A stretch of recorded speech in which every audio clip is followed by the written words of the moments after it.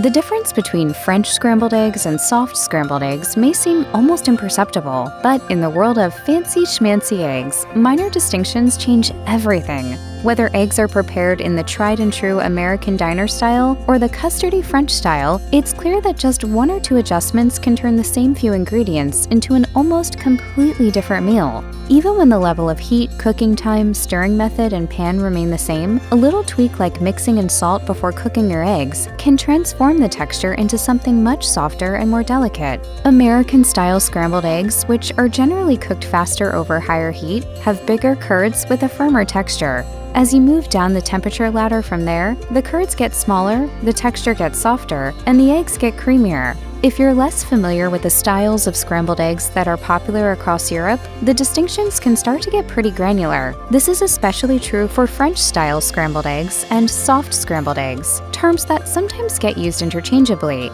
But there are some meaningful differences in how they are prepared as well as the final texture and taste.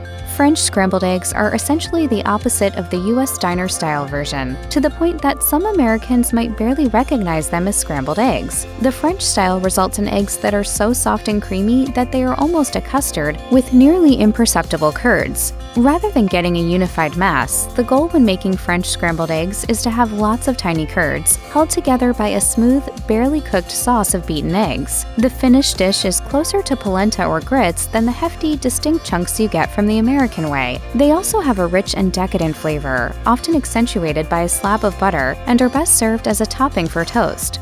French-style scrambled eggs get their texture from a low and slow method of cooking that gradually sets the beaten eggs instead of immediately hardening them into curds. The eggs are poured into a cold pan and placed over low heat. Then, they're stirred continuously to prevent large curds from forming.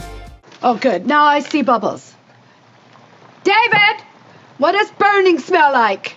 In contrast to the spatula or wooden spoon you might use to mix your typical scrambled eggs, the French version is best done with a whisk. A whisk breaks up the eggs much more effectively and knocks out any gas and water vapor out of the scramble, resulting in that thicker, creamier texture. All of this is achieved without the use of milk or cream, although butter is sometimes added for flavor. The directions on how to make soft scrambled eggs are less clearly defined than the French variation. Directions on how to make them can vary based on who you listen to, but as a general definition, they occupy the middle ground between the custardy French style and the hard American style. For a soft scramble, your curds will be small and creamy, but more defined than the nearly uniform and smooth French consistency. Soft scrambled eggs are also cooked a little harder, so they will lack the more liquid-like sauce that holds together the French-style eggs. The preparation of soft scrambled eggs has some similarities to the French technique, the biggest one being temperature. Soft scrambled eggs should start in a cold or low heat pan and then be cooked slowly, although you can turn up the temperature a bit for this method. The two main differences will be how long you cook and how you stir. Instead of using a whisk to liquefy the eggs, you can stick to something like a wooden spatula to keep the egg curds a little larger as you stir.